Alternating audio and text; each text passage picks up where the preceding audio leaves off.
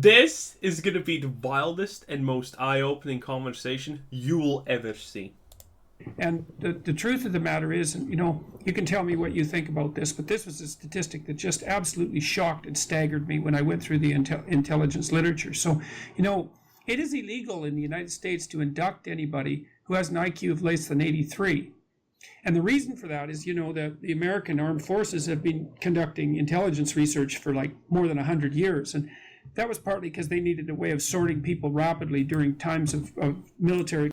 True, and by the way, most countries have at least done some research of this kind. Expansion during wartime, but it was also because IQ tests, and especially in the early part of the 20th century, were used to identify, let's say, the deserving poor who could really benefit from additional educational attainment and advancement. And the military was hoping to identify people from lower class strata that could be streamed into, say, officer training programs and so forth, or even skills training programs, to move people from the underclass into at least the working class and maybe above. So they had a bloody stake in this, man. They wanted to find people, they wanted to sort them properly, and they wanted to do social good when they weren't just trying to win a war.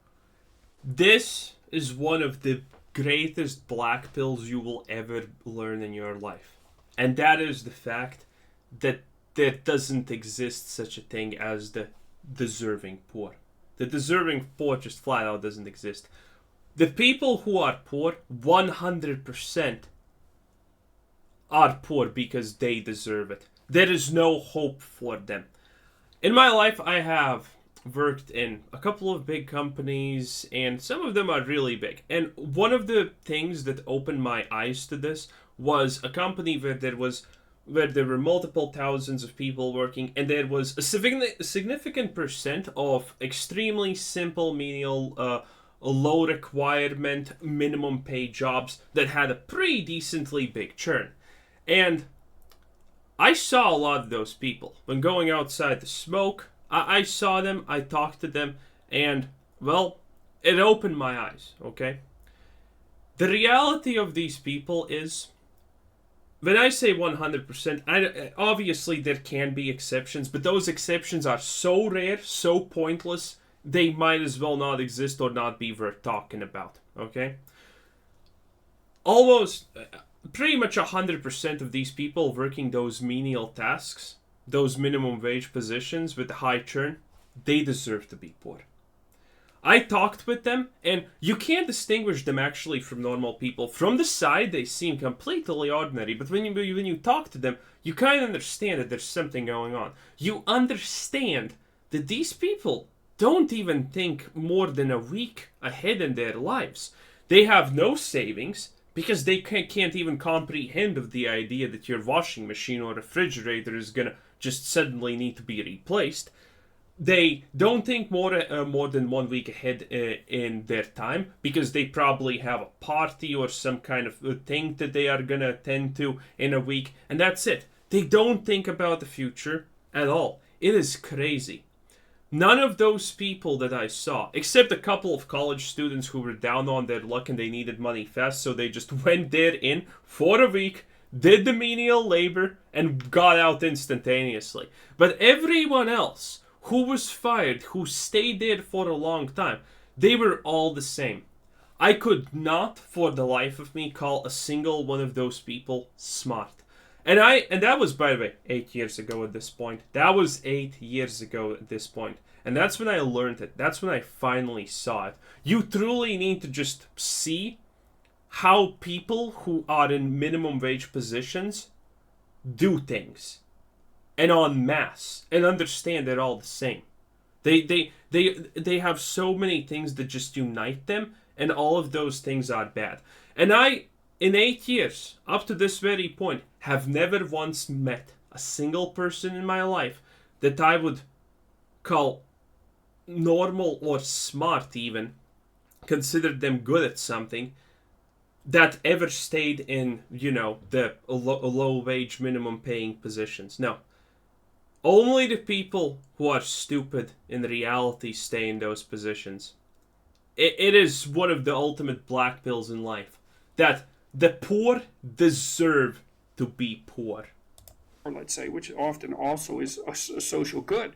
But what happens? And they deserve to be poor, by the way, again, just so everyone's on the same page, because they're stupid.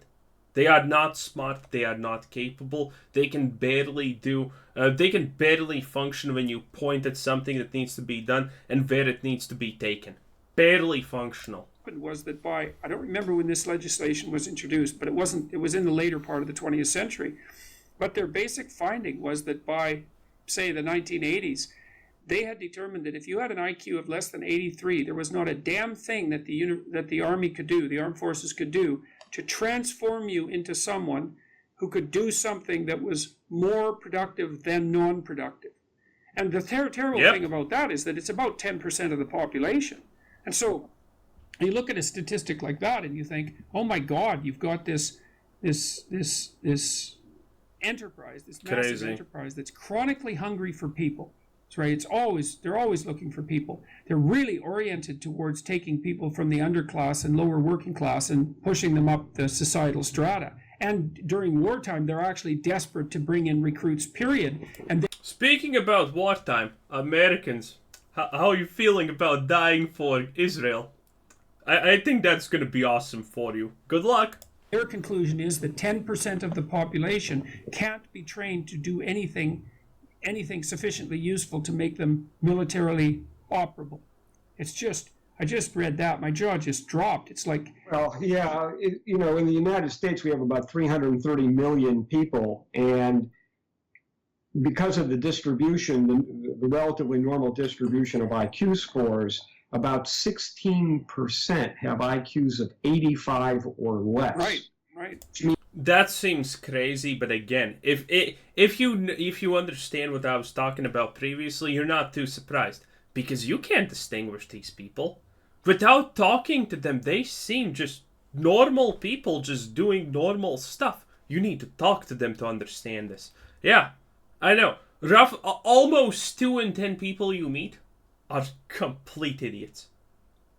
That is crazy. That is crazy. And again, they're not going to be visibly on the spectrum autistic or anything like that. They're indistinguishable from normal people. Means they're not going to graduate school. No, it means that from what I've read practically, it means the Wonderlit company has actually done they have a nice IQ test from the commercial perspective. It's actually psychometrically valid.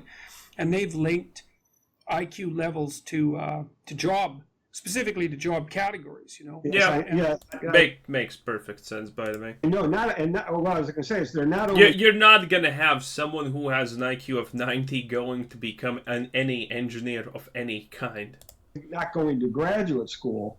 They're not going to find a stable job that pays a livable wage. Yes. Now, especially even given that so many of the service jobs now require a fair high degree of computational. This is crazy because one of the greatest contexts of this is, by the way, the fact that these are people. I'm gonna bet that they didn't grow up poor. They probably never had the opportunity to actually mingle with the absolutely lower classes. Or they were super young when they did it, so at this point when they're like, well, let's be real, they're probably hitting, both of them are probably hitting 60, right?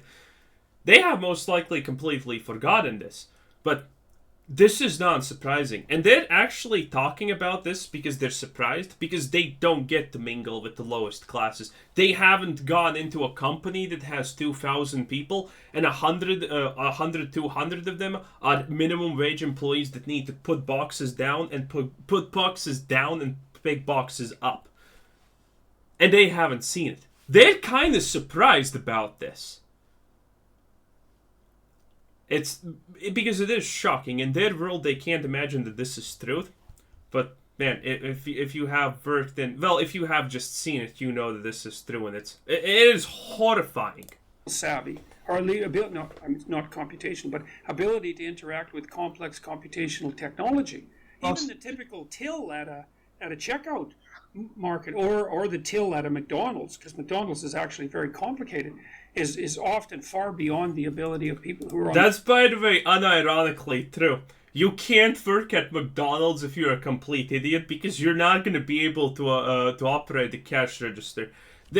Because, again, this is probably what everyone everyone watching this video can relate to. Have you ever seen a cashier who was not on drugs, but flat out stupid and incapable to do their jobs? No, because operating a cash register requires responsibility and some higher function of brain power.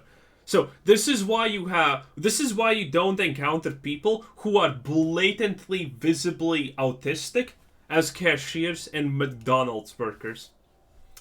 Crazy, right? On the low end of the intelligence distribution, and they claimed, I think it was Wunderlich, although it might have been Hunt. What's his name? He's IQ researcher. Is it Earl Hunt? I think possibly. Earl Hunt. Not sure. But he claimed that if you have an IQ of below 90, that it's difficult. It's difficult for you to read well enough to translate what you're reading into action. So you can't actually read instructions and follow them. You don't have that level of literacy. That's correct. Yeah. So I was going to say that in the United States. Yes, I have never heard this one before, but I will also agree, because I have met some people who are not blatantly stupid, but they couldn't follow basic instructions written on a piece of paper. Yeah, so they're kind of like slightly above, and this what they're talking about, the IQ also confirms it. But again, I have also encountered this. I have encountered people who have, it's very blatantly written on a piece of paper, do this, then do that. And they're like, do I do this now or later? There's like a strange stop there. This is crazy.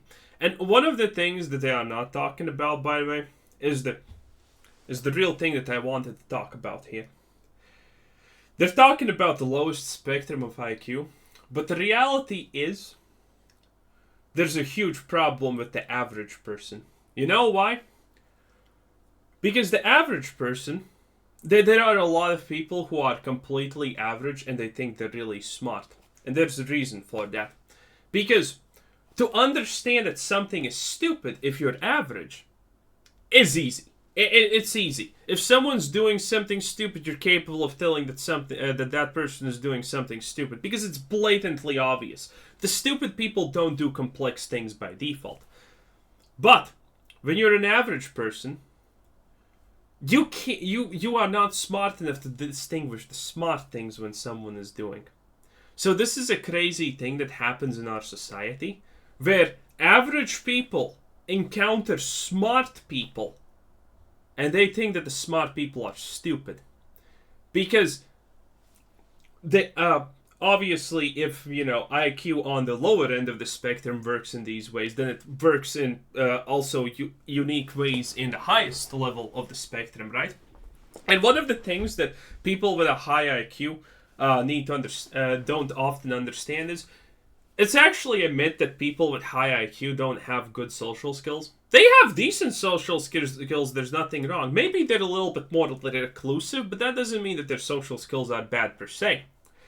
The reality is, when a smart person tries to interact with an average person and doesn't hold back the way they talk, the average person is just not going to understand what they're saying. Smart people need to dumb down their language when speaking to average people. Otherwise, the average person is going to not understand what they're saying. And again, recognizing stupid things for an average person is easy because they don't simply understand them. But recognizing smart things is hard because you need actual understanding and subject to do that. So, a lot of average people think they're really smart because they recognize the blatantly stupid people, but they never seem to find smart people. Because the reality is when they encounter someone smart, they're scratching their brains and thinking, this person's an idiot because I can't understand what they're doing. A great example of this in life comes from everyone's favorite smart place, Reddit. This was some kind of Reddit that was supposed to be for intellectuals. This is a story from one of those places. And there was this person. He had a lot of karma in those places, awards, and a proud member of the community. He often posted there, and everyone thought he was smart. And then one day he thought, man, I want to just show everyone how smart I am. And he decided to do an IQ test. And not an online IQ test, a real IQ test, the psychologist and stuff. And, well, can you guess what happened? He did the IQ test, he came back to Reddit, and then he was devastated. Because turns out, this pillar of greatness, smartness, of the smart Reddit community, was a couple of points away from being put on the spectrum. Yeah. This is the deal with echo chambers, essentially. Because if you put a bunch of dumb people in an echo chamber and no one can challenge them, they're going to create a hierarchy of the stupid dumb and the dumb dumb. And they're not even going to know that they're all dumb. This is a thing that happens. It's crazy. And again, there are a lot of people who are average and even sometimes stupid who think they are really smart because they're just incapable of understanding smart people. A great example, by the way, is Elon Musk to a certain degree. Because, do you believe or not that he's smart? He is extremely smart and capable when it comes to business. So, if Elon Musk does something and you're saying, oh, that's stupid, chances are you just don't understand the genius. Because, again, Elon Musk is not a billionaire by act. He's not one of the richest person in the world by accident. Okay? That doesn't happen in real life. You can't roll the dice enough times and just make it into being the world's richest man like that. Okay? So that's also a test for you. This bottom 16% translates into 51 million people. Yeah, right. Including 13 million children who are in school. Right. This is a very difficult problem. Now, I knew Earl Hunt. He passed away last year. Knew him pretty well. He also would say that there is this cognitive segregation in society. This is a point that Charles Murray makes. Yeah. Well, and Earl would often ask, when's the last time you had someone over for dinner who wasn't a college graduate? Yeah. Well, that was something that Murray and Herrnstein wrote about in their book, The Bell Curve, which really struck me. Yeah. This is essentially the point I said. When was the last time when these people actually encountered the lower class? And the truth is, by the way, just because the only reason I encountered a lot of those people who were, menial labor people who got minimum wages was I would have never actually encountered them. It was just the fact that my department was closer to the spot where those people went out to smoke than the spot where the other people went out to smoke. The higher ones, the people who actually had good paying jobs and stuff. So I often went out to the closest spot because I didn't give a fuck. And that's where I encountered them. That is crazy, okay? Because that is the reality. If you're stupid, you're not gonna roll around with geniuses. If you're a genius, you're probably not even rolling often around with average people because it's just too painful, because average people can't understand what you're saying. It's just reality. Because I read that book twice, unlike most of the people who criticized it. Yeah. And, one of the things that they pointed out in there was, look, the typical educated person thinks that someone isn't very bright if they have an IQ of 115. So we're talking about the graduate level and PhD level research institutions, right? Because 115, there's as many people at 115 above as there are at 85 and below. And so it's a minority of the population, and that's the top 15%. And that's the duller undergraduate. What he is referencing here is essentially this thing. If you have 115 IQ, yeah, you're smarter than the average person probably, right? But you are miles below essentially the person with 120 IQ, and that person with 120 is miles below to a person with 125, and it goes so on. Essentially, if you're putting up someone who has 130 IQ and they are talking to someone with 120 IQ, that person with 120 IQ, chances are, seems like an idiot. Not a blatant idiot, but the person with 130 IQ is gonna think, wow, this person doesn't understand a lot of very basic and fundamental things. Because the smarter you are, the more, by the way, things seem fundamental and basic to you. Okay? So, yeah, it's kind of wild. It is absolutely wild. Right. So people have, see, I'm a clinical psychologist, and I've dealt with people who had ranges in the low 80s and tried to find them jobs and tried to train them. And I have some real knowledge about the stunning gap between people at the low end of the IQ distribution and the high end. And it's no bloody wonder people hate IQ research and intelligence research, because it reveals a set of seriously fucked up things, essentially. Facts about the incredible range of ability. Because again, you can have 115 IQ, which, as they said, is top percent of the world, essentially. But you're still a nincompoop and a moron compared to someone with 125 IQ. This is why IQ is so disparaging, by the way, because it's just painful. It's just painful among human beings. Well, yes, this is true, and moreover, I would add to this that people in universities, professors and graduate students, have a hard time understanding what everyday life is like. Yep. If you have an IQ of 80 or 85. Yep. And you're making your way, you're living independently, you're making your way in the world. Yep. But it is a challenge. It is challenge. It just barely begins to describe it. I had a client who, he probably had an IQ of under 80. So I have watched this video. So the way that they describe this is kind of understandable, but it's the best way to actually show these functions, these problems, is in actual relationships between men and women when you're dating. Because when we're talking about, the bell curve of IQ or whatever it's called, I actually don't even remember.